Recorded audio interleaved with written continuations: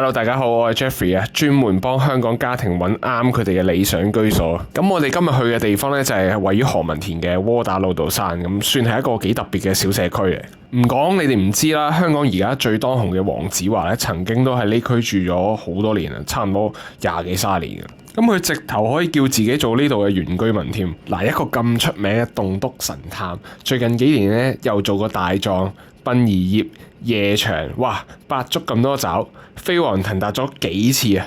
咁黃子華都繼續住喺呢度，冇搬走過，咁係咪應該幾好住先呢？佢嗱，今日我就會帶大家上窩打老道山行個圈，咁你就會明白晒噶啦。咁窩打老道山呢，一邊就係旺角、太子，香港最熱鬧、人流最多嘅地方。咁另一邊呢，你行入去幾分鐘，即刻就係一條寧靜嘅山道，低密度嘅大廈。空氣又清新，靜到可以聽到雀仔叫啊！旺中大靜啊，當然就係呢度最大嘅魅力所在啦。咁如果你而家係考慮緊揾個交通方便啊、生活配套成熟，但係你又唔想住喺太嘈嘅住宅區嘅話呢，咁記得睇晒今集啊！咁如果大家中意我嘅 content 呢，我個電話同埋電郵呢就喺片嘅下方畫面見到噶啦，你可以隨時打電話、WhatsApp 或者 email 俾我。好，我哋而家出發啦。咁好多人第一次聽到窩打老道山呢個名呢，都以為好遠，係爬到上山上面好難去嘅地方。咁其實完全唔係嘅。咁呢個 area 呢，就喺正旺角隔離嘅啫，算係全香港地理上最中心嘅位置之一。交通方便程度呢，係你想象唔到咁方便。如果你係搭地鐵嚟嘅話咧，有2個站可以用啊，就旺角站或者旺角東站。咁啊，由呢2個站出發咧，行到去九龍公共圖書館，再沿住窩打老道上山，大概行10分鐘左右。咁你而家見到咧，我就啱啱穿過九龍公共圖書館嘅 escalator， 咁就行少一段斜路咯。用過 escalator 嘅話，咁我另外更加推薦一條路線咧，就係民福道花園搭升降機上山。咁呢部 lift 咧就政府最近呢幾年起嘅，係希望幫到啲街坊咧上山落山用嘅。咁你搭 lift 啦，唔使行斜路，又唔使流汗，唔使氣喘，輕鬆到爆啦簡直。咁你由旺角站行到去窩打老道山，轉 lift 上嚟，全程大概10至15分鐘嘅啫。咁啊，仲要非常舒服，沿途都係一啲平坦嘅行人路，行平路，唔使行斜路嘅。咁如果你喺尖沙咀一帶返工或者出發嘅話呢，有一條綠色小巴呢係可以直接上山嘅，咁就係8號嘅綠色小巴，由漢口道出發，或者半島酒店附近上車，咁啊直接可以去到窩打老道山嘅啦。另外，如果你由太子嗰邊出發呢，始創中心對面就有架紅色 van 仔，咁啊亦都可以上窩打老道山。咁啊仲有九龍專線嘅小巴5號 M， 咁呢個都係循環線嚟嘅，來往窩打老道山同埋旺角，咁係區內嘅居民呢，日常用得最多嘅交通工具之一，咁啊好方便好多車。如果你係有車一族揸車嘅人士嘅話呢，窩打老道山嘅揸車優勢係非常之強嘅，因為呢度位置呢喺正全香港嘅正中心，四面八方你都去到嘅。比如話你想過香港嘅話咧，呢度好近公主道，直接咧入紅隧去香港島好快嘅。你想去九龍東、九龍灣嗰邊嘅話，咪行太子道東咯。咁啊，你想出九龍塘返新界嘅，咁啊行窩打老道一路走落去九龍塘，咁啊再出獅子山隧道直入新界。咁如果你想過西九龍 ICC 嘅，或者行西隧過海嘅，咁咪行返亞皆老街往奧運方向，咁啊輕鬆到達㗎啦。所以如果你住窩打老道山，你又有揸車嘅話，基本上你去全港任何一個地方咧，都係20分鐘之內，算係香港數一數二方便嘅住宅地段。好啦，咁交通講完咧，而家就要帶大家感受一下呢度嘅居住環境。咁我頭先咧一路都有強調呢度係靜中帶旺，咁究竟有幾靜先？咁我哋呢區咧每一棟大廈嘅規模都唔算大嘅，大概50至90個單位左右。咁喺香港咧，你喺旺角太子呢個 area 揾到呢個密度嘅住宅咧係非常罕有嘅。咁一般旺角嘅住宅都係一梯成10伙8伙，人來人往，熱鬧到不得了。但係呢一區咧就唔會啦。窩打老道山咧，如果你住呢度，你翻到自己屋企咧就唔會好多鄰居，咁你電梯又唔使等啦，咪就係咁簡單咯。咁啊，你而家見到咧，我就沿住呢窩打老道山行一個圈，咁得2條街嘅啫，好快行完。咁大家畫面見到咧，窩打老道山嘅大廈外牆就一睇已經知有翻咁上下年紀啦。咁主要呢度咧都係55至65年嘅樓齡啊。咁呢度啲單位咧就舊嘅，咁呢個都唔係秘密嚟㗎啦。咁第一樣嘢好緊要就係好多人冇講啊，呢度絕大部分大廈咧已經完成咗大維修㗎啦。咁即係話咧最嘈最煩又要夾錢嘅維修期咧，呢度已經捱過咗，所以大家如果要搬入嚟係唔需要再擔心㗎啦。窩打老道山嘅單位咧面積就介乎於1100尺到1300尺，主要就係3房為主啦。咁樓底高，使用率都高，總之廳大，房啊仲大。咁景觀方面，坦白講啦，大部分單位都係望樓噶啦，因為周圍都係住宅大廈。但係咧都唔算話大家靠得好近啊，即係唔會話真係樓望樓得好緊要。咁呢度少量高層單位咧就有景觀嘅，譬如話向南咧就望到九龍市中心嘅城市景啦，向北就望到啲獅子山嘅。咁如果你中意開揚景觀嘅話咧，揀樓嘅時候要特別注意樓層同埋坐向啊。咁呢啲要花時間研究嘅。講完窩打老道山嘅環境同埋交通之後咧，我當然要講下住呢區咧去邊度買嘢啊，去邊度食飯啦。廣華街同女人街一帶咧，就係呢區嘅民生命脈啦。咁呢度嘅食肆咧，就唔係淨係得連鎖快餐嘅，都有啲實力嘅本地小店嘅。咁如果你想買餸嘅話咧，有街市嘅煙廠街附近。呢邊最大型嘅超級市場咧，就係而家我哋見到嘅 Eon 啦。咁佢隔離仲有一間超級大嘅龍豐。咁你想買日常用品嘅話咧，行幾步就搞掂晒㗎啦。咁如果你唔想行街鋪，咁譬如話落雨絲濕或者今日好熱嘅，你想行有冷氣嘅地方，咁我哋附近都有2個大型商場，一個咧就朗豪坊，一個就 Moco。呢2個商場咧都有戲院、餐廳，買嘢大型嘅連鎖，例如 Uniqlo 啊、Muji 都有嘅。最緊要咧就係呢2個商場個地底都係有地鐵站嘅。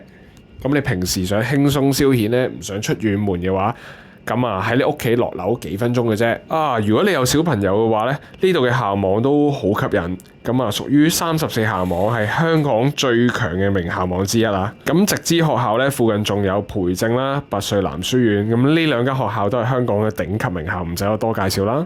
假如你住喺34校網裏面，你小朋友咧入到名校嘅機會咧係遠遠比其他區大得多啊！長遠嚟諗呢個因素亦都係好多家庭嘅決定性考量。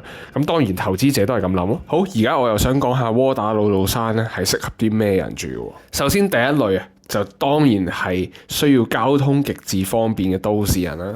假如你係每日都要去唔同地區做嘢見客嘅，或者需要頻繁咁出入香港島啊、九龍東啊、新界啊，即係唔同地方啦。你住喺度嘅話咧，你住正喺全香港地理嘅正中心，你去任何地方咧都可以用最短嘅路線、最少嘅時間。第二種人咧就喺附近工作嘅人啦。其實朗豪坊同埋 Moco 咧都有寫字樓喎。如果你喺呢2個地方翻工嘅話，住喺窩打老道山咧係直頭可以步行距離咁翻工啊。第3類啱喺呢頭住嘅人咧，就當然係有小朋友喺附近上學嘅家庭啦。你小朋友咧就唔使長途跋涉，早啲翻屋企温書，你又輕鬆啲啊嘛。第4類唔介意樓齡舊，但係鍾情大空間嘅人。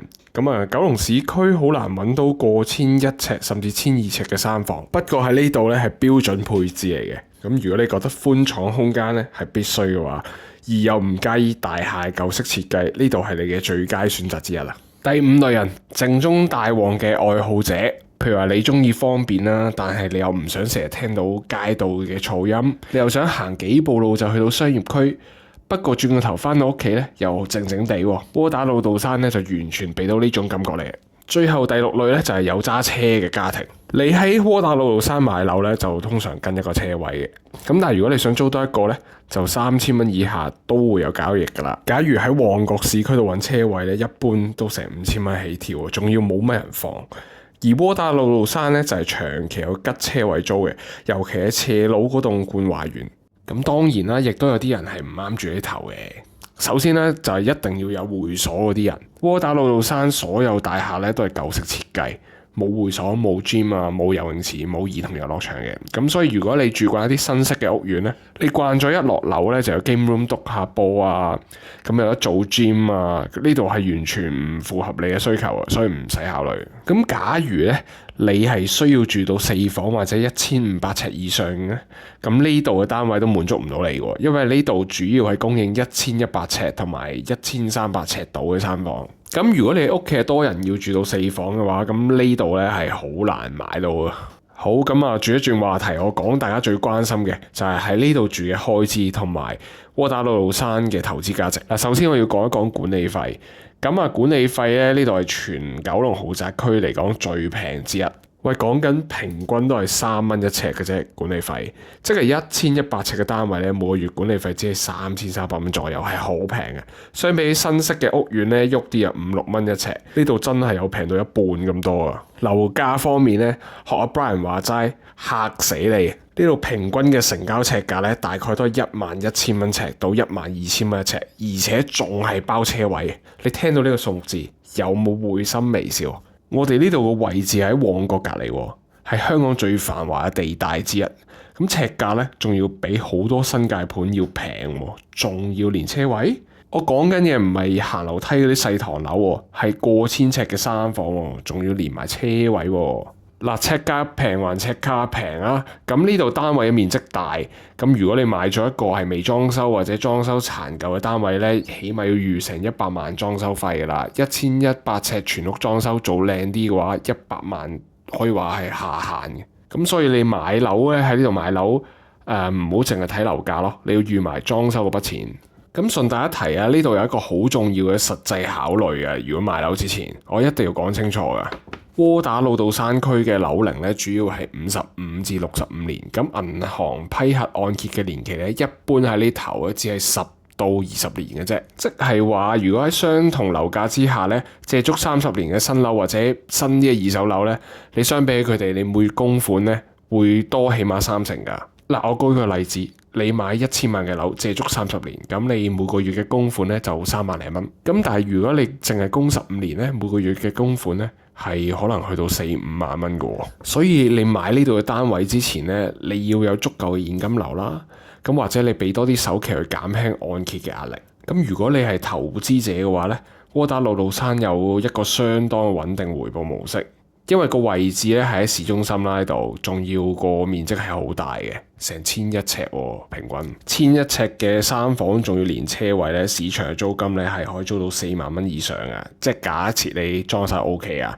咁以樓價嚟計嘅話咧，你租金回報1年係大概4厘，咁喺市區樓盤嚟講咧，算係唔錯啊。不過你睇片已經見到啊，窩打老道山嘅大廈其實全部都接近20層樓高啊，咁地積比例咧已經用到好盡㗎啦，所以發展商收購之後重建咧係起唔得高㗎，即係話呢度俾財團收購嘅機會率咧係好低。咁所以如果你買呢度投資嘅話咧，就安安心心收長租，唔好幻想短期之內咧有人收購你發一個橫財，冇啊，冇可能。嗱，我明嘅，唔係個個都中意呢啲舊式嘅大廈。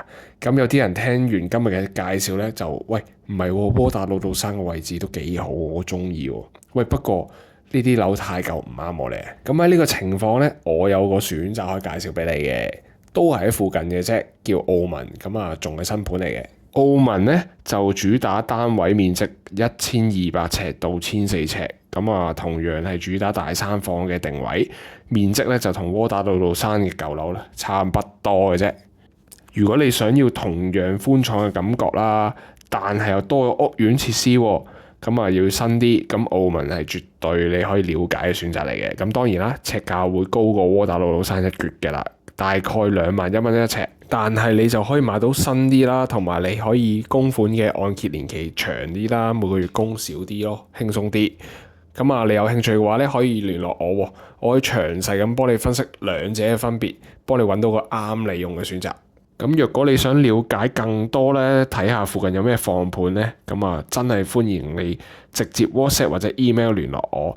咁我嘅聯絡方式咧已經喺條片嘅下方噶啦。咁如果大家覺得今日嘅資料有用嘅話咧，下個禮拜一樣會帶你去睇下其他九龍同何文田嘅社區，了解當地嘅生活同埋任何同置業有關嘅資訊。咁我係 Jeffrey 啊，多謝收睇，下條片見。